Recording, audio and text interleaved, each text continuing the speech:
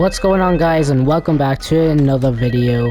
Today we are going to be discussing my spoiler review this time on the Fnaf 2 movie. So yeah, I did do a spoiler review, or a non-spoiler review not that long ago, and today we're going to do a spoiler review. So if you have watched the movie, you can stick around. If you haven't, go check out the non-spoiler review, which, if I remember to, I will leave a card thing in the top right corner. Yeah, if editor me remembers to do that. My voice is gone. I think I'm alive. Anyway, hello Wither Foxy. We're gonna be doing a spoiler review, so yeah, come back, watch the movie, or watch the movie then come back. Or if you can't watch the movie, that's okay. But anyway, let's start. We will talk about some reviews as well by some people and saying if we agree with them, if they don't, and honestly what I thought about the movie.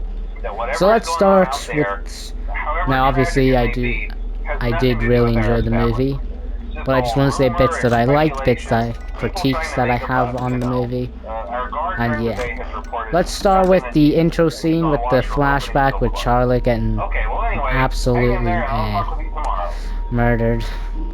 The starting scene, the opening flashback scene was actually amazing. Like, it was spot on.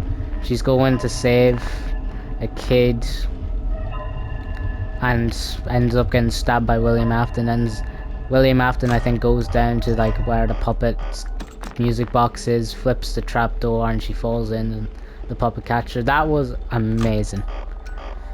I really liked that bit.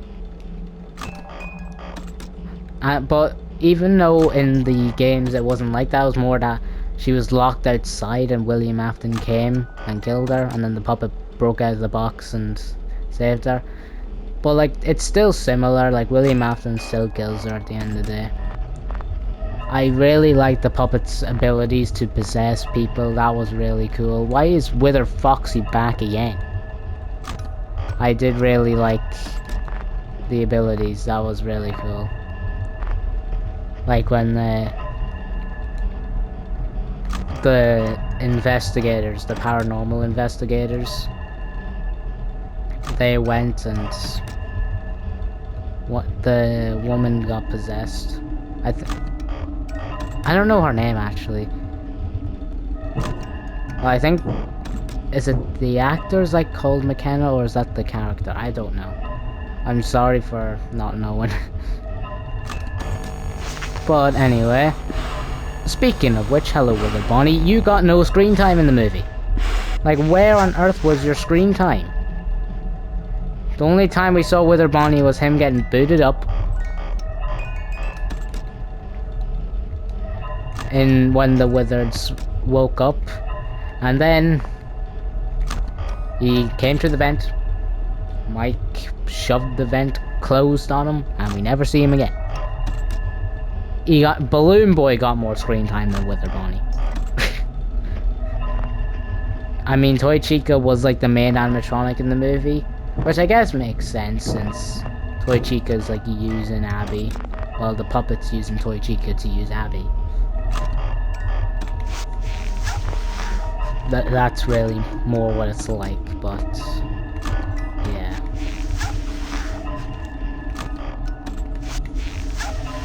I did like the other flashback scenes with Vanessa and William. They were cool. I did like them as well.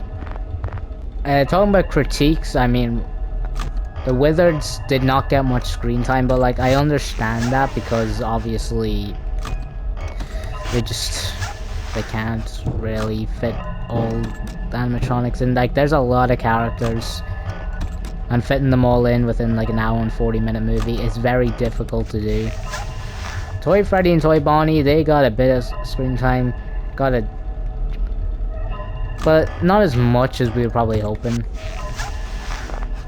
I feel like Toy Chica got the most, and I think it was, and then Puppet, and then Mangle's probably second, or not second, third. I think that's the way it would go. Mangle was really cool. I really liked Mangle with the car scene. That was amazing, and the way she got blasted into Toy Freddy. That was that was something. But what else critiques? I did want to see Balloon Boy take the batteries. I mean, he might have took the batteries, but we never saw him take the batteries, so... Yeah, his head just got pulled off. I mean, we all love that bit. We all hate BB. Nobody likes BB, so I end up yoinking his head out. Hi, Withered Foxy. Speaking of Withered Foxy and Balloon Boy, with Withered Foxy, I really wanted Mike to actually use the flashlight on him. Instead, he just deactivated Foxy before he killed him. And speaking of which, Mike got way too lucky there. He was there for like a good solid minute before the animatronics were like, okay, I'm gonna start getting them there. Like, I know the Wizards, I know they're slow, but come on. It does not take him that long. Withered Foxy would have easily killed him, but instead Mike has plot armor, and it ended up taking him like 30 seconds before Withered Foxy actually like came at him.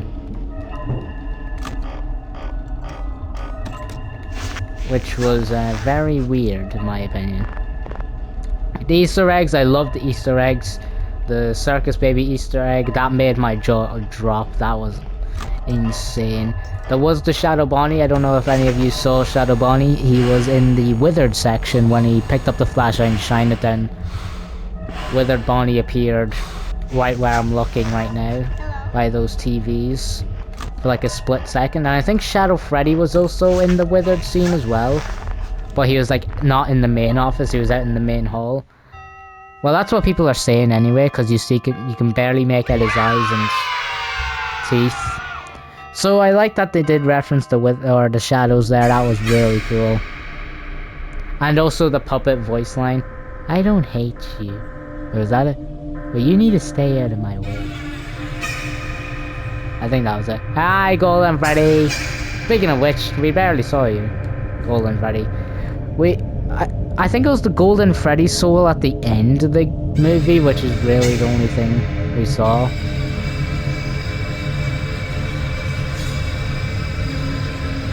But yeah, it did.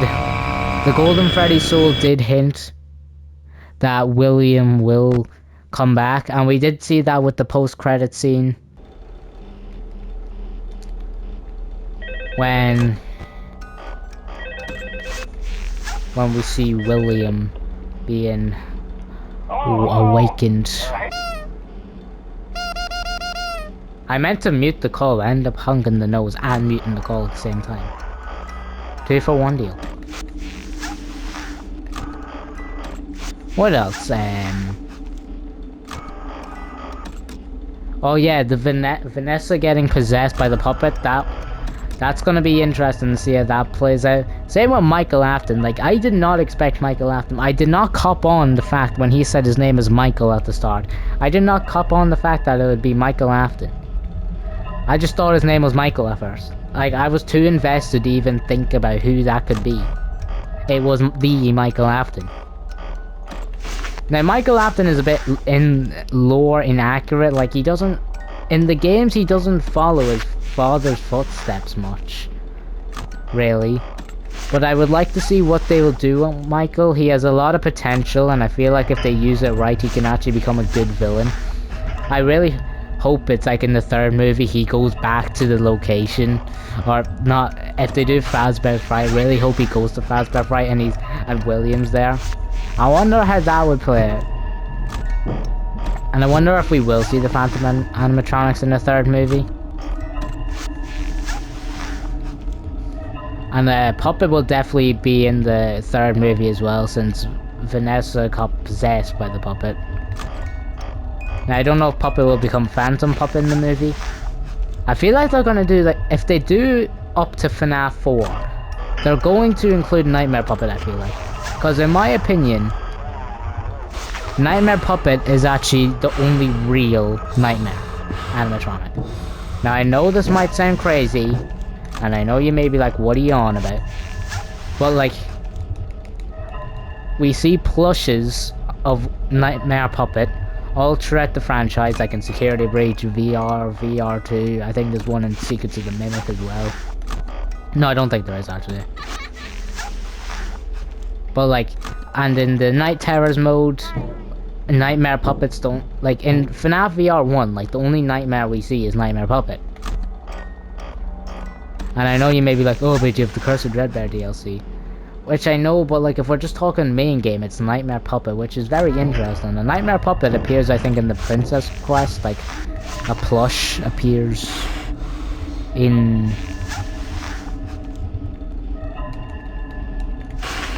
like in the Princess Quest minigames. Which definitely shows us that Mangle's there. I did not mean to do that. Anyway, I should actually get some reviews up. Hold up. To be honest, I do not understand this review I'm about to read.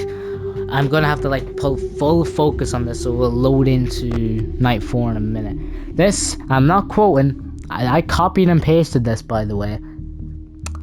It says, total trash, the absolute worst movie I've ever seen after FNAF 1. If I could give 0 stars, I would. In the words of who I thought was the worst president. Fool me once, shame on you. Fool me, you can't get fooled again. So I'm assuming that's a quote said by someone, I don't know. But I guess he's like quoting like a worst president, I don't flipping know. Another one, these are from the... That was from an audience review, so that was one of us that went to the movie, which is... I did mainly focus on the negative reviews and see what happens. Now, I know I only took ones that was like 1 to 2 stars. 3 stars and above I didn't really look at. We have a critic review. There's no way the video game is worse than this, impossible. That just shows that the critics are just harsh as hell with this, as they were for the first movie as well. I know most of us probably don't care about the critics, but you know, might as well say them. Like, they do not know FNAF at all, so yeah. I already said the one with the director wasn't saying they wanted a more fun director with a little bit of personality, which we said in the last video is kind of just being rude at that point. Let's see, the ending leaves the door wide open for another film, but after this installment, even the most rabid fans of the video game and original are likely to agree that this franchise has probably ran its course. That's not true. Most of us are excited for a third movie. We are ecstatic. You're just making assumptions about the FNAF community when you don't even know who the FNAF community are. And that's that, buddy. What else we got? So absurdly tedious, so deathly dull, so flat and ugly and boring and offensively dumb. I refuse to believe there's even anybody standing behind the camera. Which is just a bold assumption there.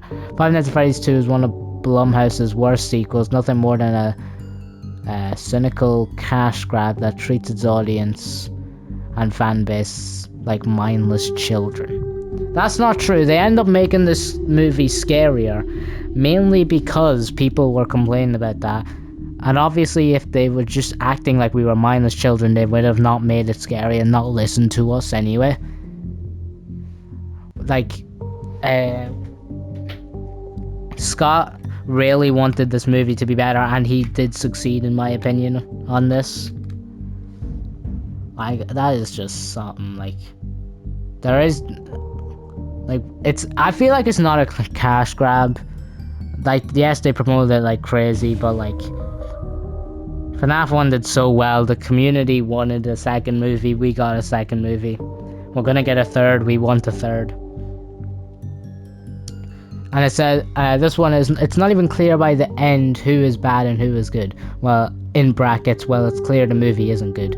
Trauma runs true this is out of the brackets. Trauma runs true Five Nights at Freddy's 2, and it's clearly the repercussions from the first movie. Look, it's not my fault. with movies, there's some movies you have to watch more than once to understand it. Fnaf is one of them. If you're not a fan, you're gonna have to understand. Because like movies, a first time watch, you can miss stuff. The critics have so much. Like I barely have any audience reviews here. Oh, we have some stuff from Google. So yeah, this is what Google said. It's Google said it's not even clear by the. Oh wait, never mind. That was a Google one. Google said it's not even clear by the end. Yeah, Google is no clue at this point. I think this is a Google question about is it like scary?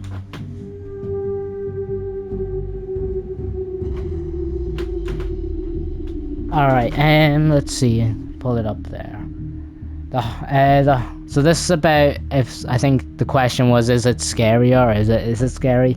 The horror tries to make itself present and sometimes even appears, but it is soon sabotaged by random jump scares that are more annoying than scary. The feeling is that the franchise is so concerned with pleasing the most hardcore fans that it forget to tell a story that works on its own.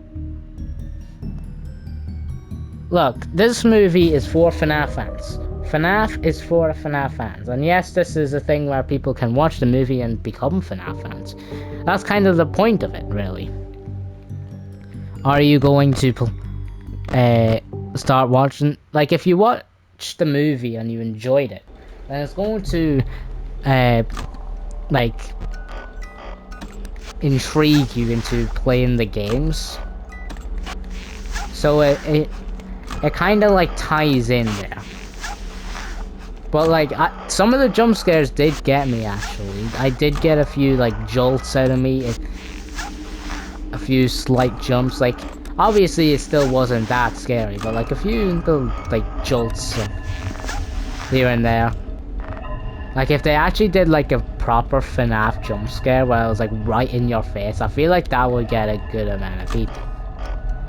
Over here in Ireland, where I am, the movie was rated 15A. I know in most places I think it was PG-13, the same as the first movie, but over here it was actually a higher rating. It was 15A. So they definitely did make it scarier. There was more violent scenes. The third movie I have high hopes for. I really do. And I feel like I've been yapping long enough. I don't think I have anything else to say. I did wish we saw like JJ Easter eggs or something. That would have been cool. Or like the Endo O2. That would have been cool as well. Like an Easter egg of the Endo. But no, I just have a few minor critiques. That's why my score is like 9 or 9.5. It's roughly between there on my rating of the movie. So yeah, what parts did you enjoy the movie? Which did you not like? Actually, I will say this, the OG versus the toys was very surprisingly. I wish they did like a bit more with it though. Like when Toy Chica turned around to normal Chica, I wanted them to actually fight for like a good minute. But instead, Chica just pulls Toy Chica's head off and that's the end. It was a bit anticlimactic though. But it was still cool. I did actually really enjoy the fight scene. I know people are saying it's corny. Well, like, I understand why it happened, because the souls are like, they need our help. Because they look as the originals, the OGs, look at Mike and Abby and Vanessa as the saviors from William Afton. So they wanted to help them from the toys, which they did. We'll see what happens in the third movie though. It's gonna be interesting because Mike wants nothing to do with Vanessa now. Vanessa ended up getting possessed by the puppet. The OGs and toys are broken in Mike's house, and William is now coming alive. We have Michael Afton. I think there's gonna be like 3 villains. You would have Vanessa and Michael Afton and William Afton. William Afton, Michael Afton, and Vanessa, which is interesting. Wonder what they'll do with that. But anyway, yeah, I've been yapping enough now. So yeah, what's your thoughts on stuff you did like, stuff you didn't like? What's your overall rating of the movie? And yeah, I will see you all in the next video or any future video. Consider subscribing as well. That would be nice. It supports me! Yippee! Oh, hi, Mango. You know what?